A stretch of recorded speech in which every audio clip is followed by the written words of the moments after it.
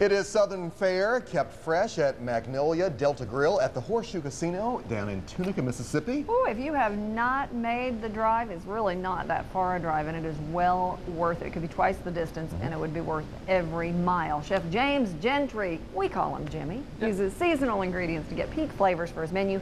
You are, what's the word, passionate about using fresh. Why? Always.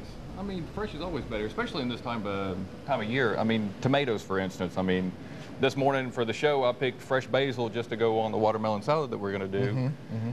Yesterday, I was in the garden picking tomatoes and stuff like that. I mean, it's that type of year. Everything should be fresh. I mean, there's no reason for it not to be. And the taste, when it comes to fresh, is there that much of a difference, Jimmy? Okay, when you walked up, you said, smell it. Yes. If you can smell it, you can taste it. We can definitely smell it. And it smells great, by the way. It really does. And we already know the health benefits are much more there if it's fresh. Always. So there you go. You've also been very, very busy. In fact, you were gardening yesterday, right? Right. At the Drake and Zeke Field of Greens. It benefits the Mid-South, what do you call it? Food bank. Food bank, I'm sorry. Now, be honest. Were Drake and Zeke out there getting their hands dirty? Yesterday they were not. Does that surprise you? See, we know those guys quite well. I'm picturing we know them Drake and Zeke quite well. Well, which one do you think would be out there the most? I would think Drake. I'd say Zeke.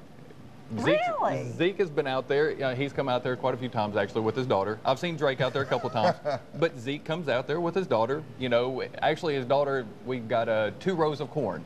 Him and his daughter planted almost the entire patch of corn. Are you serious? Of Yeah. course, you know what D&Z are going to be saying about us. They haven't seen us out there at all. So there you go. You got a point there, but they are good friends all right, of ours. So what are you making? You mentioned watermelon salad. We got watermelon salad. Unusual. All right, so let's start with the watermelon, if you want to do that. Okay. All right.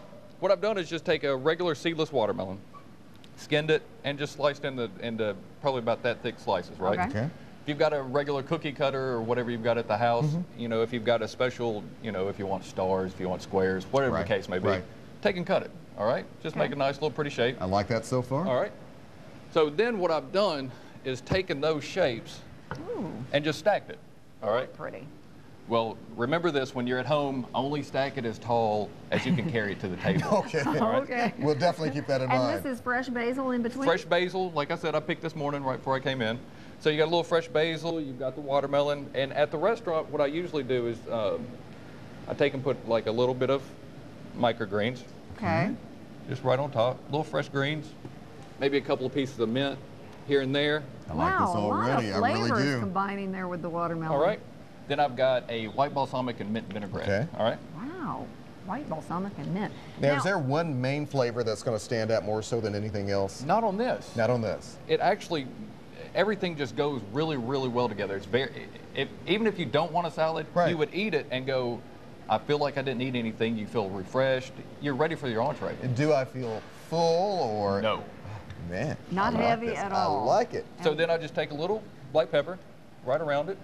And you think watermelon and pepper. I'm not quite sure about that one. Yeah, I'm thinking that. I've heard salt on watermelon. Right, but you're just adding something extra to it. I mean, just like the vinegar, you're taking the sweetness of the watermelon and combining it with the acidity of the vinegar, and it just brightens the entire thing up, just like the mint would. Okay. Wow. All right. What you place down? All right, I got a little fresh goat cheese. Okay. All right, and then around the side, just for color purposes, and it does add just a little bit of flavor to it, I've got some basil oil.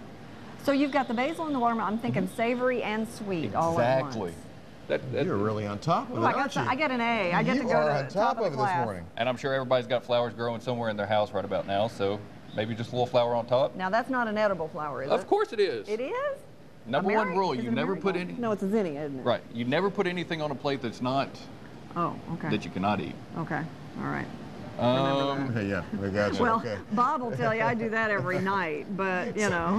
Never put plastic flowers on there, Mary Beth. The things not I edible. cook Not edible. would Not qualify. plastic. Okay, that looks beautiful. All right, so we got the watermelon. Okay, all right, what what's else next? you got? All right, so summertime, what are we getting into right about now? Tomatoes. Oh, yes. Right? Love our tomatoes. So I just take a regular, this is an heirloom tomato. It's a beautiful color.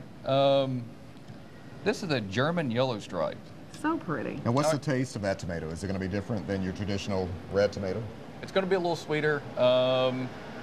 It's not as much acid in it. Okay. And like you said, it's going to be a lot fresher because it's vine ripened you know, a lot of the regular tomatoes that you get in the grocery store so often are hothouse tomatoes. Yep. Basically, they pick them way before they're ready. They're green. They go sit somewhere, and then they gas them right before they send them to you. That's why you get those. Do nice, they really? Yes. What do they gas them with? Let's not get into all that. Gas. All right, so Disgusting. so we take the heirlooms. All right, then you take a couple of cherry tomatoes, and if you prefer cherry tomatoes, you can buy heirloom cherry tomatoes. Oh, okay. All right. Is the heirloom flavor just one that you really, really like? True Southern kind of tomato? It's not so much the heirloom flavor. It's the texture. It is the flavor They in hold there. together? I don't know. If you taste a hothouse tomato and a good heirloom tomato, it's two different things. It's like apples and oranges. Okay. All right, so I put a little finely shaved onion in there and cucumbers, fresh cucumbers. I've taken, salted them. Okay. All right, and a little bit of fresh dill sprinkled on top of them. This is going to give you that brightness in the Got you covered salad. there. So just like Grandma used to do dill tomato or Right. dill pickles. You're taking me back Right. home. Got about 30 seconds All left right, here. What do we so we're need? going to taste that, take and toss that up. Then we've got I've already did one just in case. Look at All that. right, already set. I'm going to do the same thing as before. A little black pepper. Maybe a little bit of fresh arugula right over the top. Yeah. All right, done. Then we're going to do the basil oil again. This is going to give you a little extra. If we want to make that basil oil at home, we puree basil and... Basil oil is actually one of the harder ones. Okay, so don't do it. No, You answered my I'm question. not. No. You have to blanch the basil. You pull it out after you blanch it, towel dry it.